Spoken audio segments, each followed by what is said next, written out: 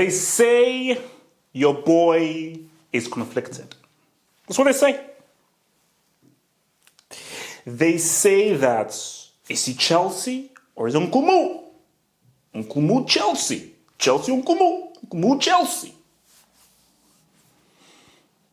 But I'm sorry to disappoint CJ Spurs. I'm sorry to disappoint you, Erhanaksu. But this is business. I understand one of my agendas is for Uncle Mo to win a major trophy, to then to promote the agenda of him being the GOAT manager. I understand that. And everybody understands how important your boy Uncle Mo is to the kid, to the child, the golden picking down, to just trying to exist, trying to stay alive. But this is about the edge. So it's about the edge. Yeah, okay, cool. It's about the edge. Okay, cool. Fine, you got me. Hands up. Okay. I'll freeze. It's about the edge. Because Chelsea are on one. And I need some questions answered. So you say, wait.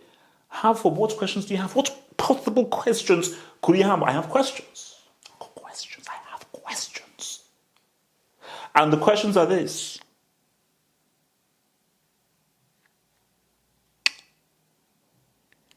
Is there? No, this is the question. No, respect that. For Chelsea, are you ready to answer the call? And you say, what is that call? What is that call? HH, what is that call? HH, please, what is that call, please?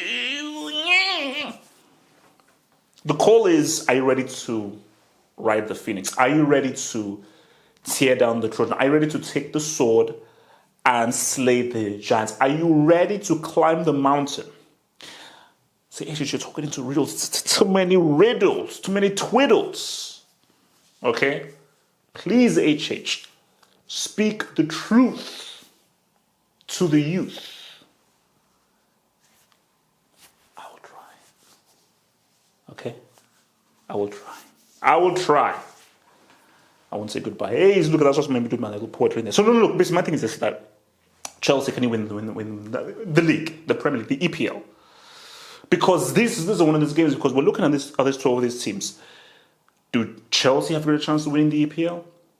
Or do Tottenham have a greater chance to win the EPL? Who has the chance to take the lance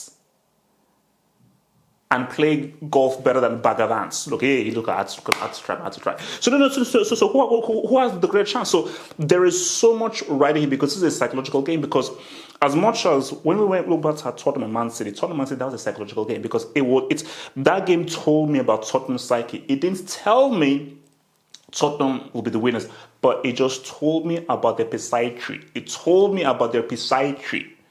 So that, these guys have a certain psychiatry about them. And for Chelsea, this is yet another test. This is a big test, because for Chelsea, what are your aspirations? Because Lampard, I hope you are hearing this. Lampard, I'm not here for a process. I'm not here for, 3 years, 4 years, and in 10 years' time, these youth will grow into something. No. I'm about winning now. I'm about winning yesterday. Lampard, I need a trophy this season. I'm not here about, third, cool. Okay, second, okay. Odori, each year was slowly improving. No, hell no. This is Chelsea. This is Bram's team. Bram's team is a winning team. Bram's team is a team to win now. It's not a freaking process. This isn't like Arsene Wenger's Arsenal team. So, for Lampard, you need to win this game. You need to give the dub, because you need to just remind Tottenham that cute. But you know about that life. You're not about that life. And from Tottenham's point of view, that was a big win against Man City.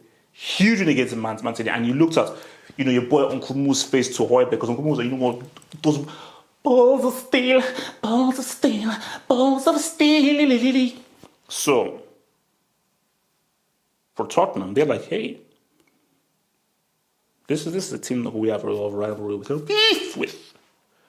It would be so apt for them to be like, what, let's say what's up to Chelsea.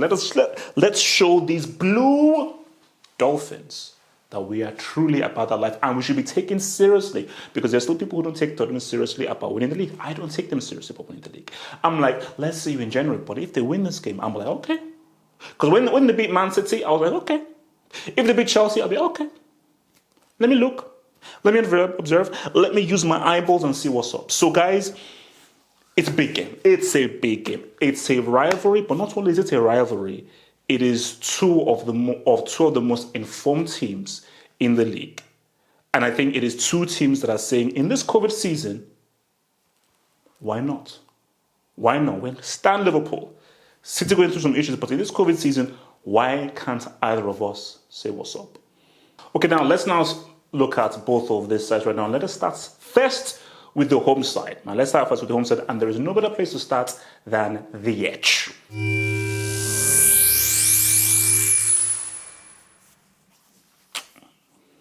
He is, or rather, he could be. I like that word, could. That word is good. He could be the reason that Chelsea say what's up this season. I don't know whether that is a CL what's up or a Premier League what's up. FA Cup what's up. So I don't know whether it's an EPL what's up or a CL what's up, but he will be the reason for Chelsea to say what's up in this season. He is one of Chelsea's best players. I don't say the most, but one of their most important players, but definitely one of their most best players. One of their best players. So in this game like this, for Ziyech, especially if Mourinho wants to now sit back, which I think he will be, sits back, mind the ball, Chelsea need that vision, they need that mind, they need that creativity to go through. So they need that to come through, and for Ziyech to and that's what he needs to do, because Ziyech needs to be able to boogie on down and bring that Moroccan swag. We need that North African swag.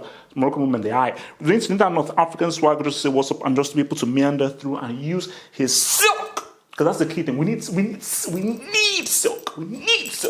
And very few players have more silk than him, but the Edge. So Edge, I'm begging you to bring in the silk, because we need your creativity, we need your passing, we need your vision, and we need you to instigate, and we need you to be that playmaker. We need to be that playmaker. We need to be that playmaker in this freaking team, man. So the Edge going to be key, going to be huge, and going to be relied upon to get those G's from him.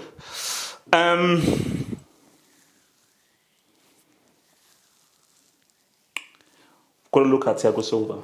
He is the leader of this team. I think for a long time, Chelsea have been missing a leader, someone to look up to and someone who can really put their chest in and say what's up. That Thiago Silva is that guy. The best defender at the club. I don't care how old he is, he's the best defender at the club. It used to be Zuma, now it's him. And Thiago Silva's leadership will be very key. Not only his leadership, but his defensive work and defensive engineering will be very important. You're going up against a team that has the two of the top scorers and top assist makers in the league. So, Thiago Silva, you will be called upon to say what's up.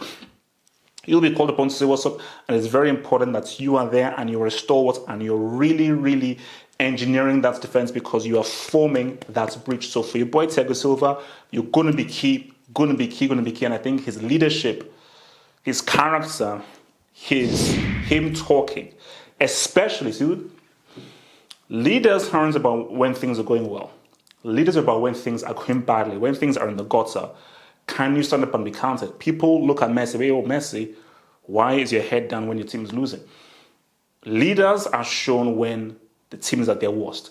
Do you have the ability to rile up a team, bring them up, and really motivate them? Because people had questions about Thiago Silva's leadership during the penalty shootouts between Brazil and Chile, where Thiago Silva was such of a wreck, and he didn't really show the kind of character needed during that time. Hence why I think they took the captain's armband away from him. I think they gave it to because he was injured.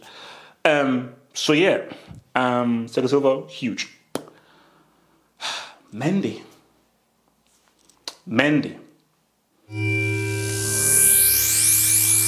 Mendy is still yet to truly be tested as a keeper. You can only do well with who you face. 100%. You only do well with who you face. And he has passed almost all the tests with flying colours. But apart from conceding against Rennes, who was the last time that he's considered to? Tottenham, your boy Lamela, which obviously led to the penalty shootout L to Tottenham Hotspurs. So that's there. So for Mendy, 100%, you'll be called upon here. And I think you'll be called upon to make far more difficult and far more complex saves, and you'll be called upon to make far more complex decisions. It's not about things with keeper, it's decision making. Do I punch? Do I catch? Do I stand up? Do I go down and go dive in that crazy split second situation known as the 1v1? So, because Tottenham are going to put them under pressure, and I will be shocked if over 90 minutes, Mendy doesn't have a tough save to make from either Sunrise in the East or Harry Kane. It's going to happen, it's going to happen, it's going to accept that happening. So, there you have that. So let's look at your boys Tottenham right now, and there's only one place to start. The sun rises in the mother east. The sun rises in the east. One of my favorite players to watch. A guy who I love watching because he shows no fear. He is just such a freaking dynamite on that pitch. And he will be the most dangerous player for Tottenham. And I think he's a player that Chelsea have to watch. So for Tottenham, they will know that. For Son, we just get awareness. Son's greatest asset, I believe, is his anticipation. Like that goal against Man City is anticipation. I don't know whether it was his first or his second goal against Man City in a second leg CL. It's his reading of the situation. Of course, he's got really good finishing. He's got great acceleration. He's got great route balance and so forth. But it is how quickly his reaction times. His reaction to, okay, mistake has been made. Oh, here comes the pass. Okay, I need to move here. And then move. Like that goal is good against Man City. Great ball from Ndombele, but it was his reaction times. His reaction times to what's happening is what made that thing so money. So, it's going to be key. So the sunrise in the east is going to be very key, and it's going to be very, very important for Tottenham. And he could be a big difference maker in whether they score or whether they win the game. Harry Kane. Son is going to be Tottenham's most dangerous player. I would say Harry Kane is Tottenham's most important player. This has been Harry Kane's best season. I'm not a numbers dude. I told you I'm an eye test merchant. I don't give a damn about how many goals he has scored. I look at the game. What's his overall game in terms of his distribution, his passing, his creativity, how his playmaking, and how he's a conduit for everything that Tottenham do offensively has been key. And that is really down to Mourinho and, of course, Kane listening to Mourinho's instructions to really amplify his game. So if Harry Kane is playmaking, allowed to playmake, and just allowing to playmake and everything, Tottenham could very easily win this game, because how many of the goals have Son scored from what Harry Kane has done? Harry Kane's intelligence, his passing, his reading of the situation. Not reading of the situation, but reading of other people's movements, reading of Son's movements, knowing when to pass, knowing the way to the pass. Like that thing to Lo Celso, you could easily mess that pass up, but it's about waiting, make it the pass, but the right waiting of the pass that is just the right few inches ahead of the player, so he can now make the best possible decision, put himself in the best position to say what's up. So Harry Kane is crucial and vital for Tottenham. Eric Dyer. So I don't really know about Alderweireld's situation right now, but I think Eric Dyer will again have to come into that defense. He's not a natural defender, but he's been deputizing pretty well. Away to Chelsea, knowing how attacking Chelsea are and how these guys like to score goals, Dyer is going to be crucial. Very crucial, exceedingly important. And I think Eric Dyer is someone that Chelsea are going to try to pinpoint and take away. So for Tottenham's point of view, Eric Dyer has to have a big game. And I do think that if Eric Dyer has a good game, Tottenham have a great chance. But if Eric Dyer is exposed or makes a mistake, it could be lights out, it could be watershed. So Eric Dyer's performance in this game is going to be fully important. It's going to be really, really key to see whether Tottenham can stay in the game. You know, he isn't a natural defender. But he's been deputizing well. But how or will Chelsea expose the fact that he isn't a natural defender in this game? We are waiting to see. So look, man, we are in for an exciting game. The way I view it, we're in for an exciting game. This is going to be an old school Premier League game. I cannot see this game finishing 0-0. It's going to be end to end. It's going to be open. It's going to be exciting. There's going to be fireworks. There's going to be electricity. I see things popping off. I see things popping off in this game. I think Chelsea, 100%, they're going to really go for the attack. And I feel Tottenham are going to do the same thing to Man City. They're just going to hit them on the counter. So I think with Chelsea's defense improving, I think Chelsea can really be able to stand the counter. So for me, Chelsea are in a very strong position in this game. They're in a strong position in this game. But you've got to respect what Tottenham are about, and you've got to respect what this team have done and how well coached this team are. And that's Kane and Son combination, and also the work of a Sissoko and a Højbjerg, and also Ndombele is finally really showing that quality on the ball and that playmaking intelligence that we all knew that the whole homeboy had. So,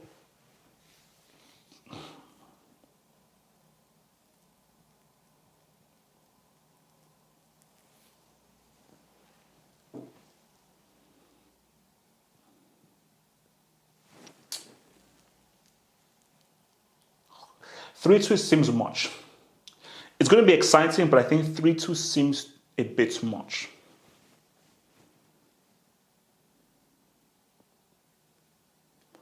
I'm going to say 2-1. And something tells us there's going to be a sending off. So yeah, I'm going to say Chelsea 2-1. And I believe there's going to be a red card sending off. And it might be Tottenham. Might be Chelsea, it might be Tottenham. But I believe there's going to be a big decision. There's going to be a big decision going to be made. I don't know which one's going to be a big decision. It's going to be, might be a sending off. But I'm going to say Chelsea win this 2-1. I feel Chelsea will cope well with the counters from Tottenham, specifically with N'Golo Kante's reading of the game. And I do think that through Ziyech, your boy Mount, Havertz, Werner, Tammy, there are too many weapons there. And I think that's what makes this Chelsea team so dangerous. They're far too many weapons. Werner can get that ass. Tammy can get that ass. Mount can get that ass. Havertz can get that ass. Ziyech can get that ass. Giroud can come on and get that. So many guys can get that ass. So many guys can GTA. I don't know whether Tottenham, probably without Alderweireld and with a reshaped defense, can cope. I don't think they will be able to cope. So I'm saying Chelsea to win this 2-1. So guys, man, remember to like the vid, subscribe, and I will see you guys back straight out of the game. Remember, this is the way it is. Straight out of the game on this channel, live. We will be going. Actually, it depends though. Just head to the website. Head to the channel. Head to the YouTube channel and keep abreast of when we will go live and discuss this game, because I don't know whether I'll be in the office or not in the office. So that is all the dependence. But yes, we will be doing the live post-match analysis straight out of the game. But guys, I think it's going to pop off. Yes, again, the master against the Padawan, Mourinho against your boy Francis Lampard. Who will win, the master or the apprentice? Yet again. Like the vid, subscribe, I'm out. Become a Football Hut member and gain access to cool emojis on the live streams and get access to new YouTube content by clicking the join button here. And to view that new content, head over to the YouTube channel homepage and click on the community tab over here.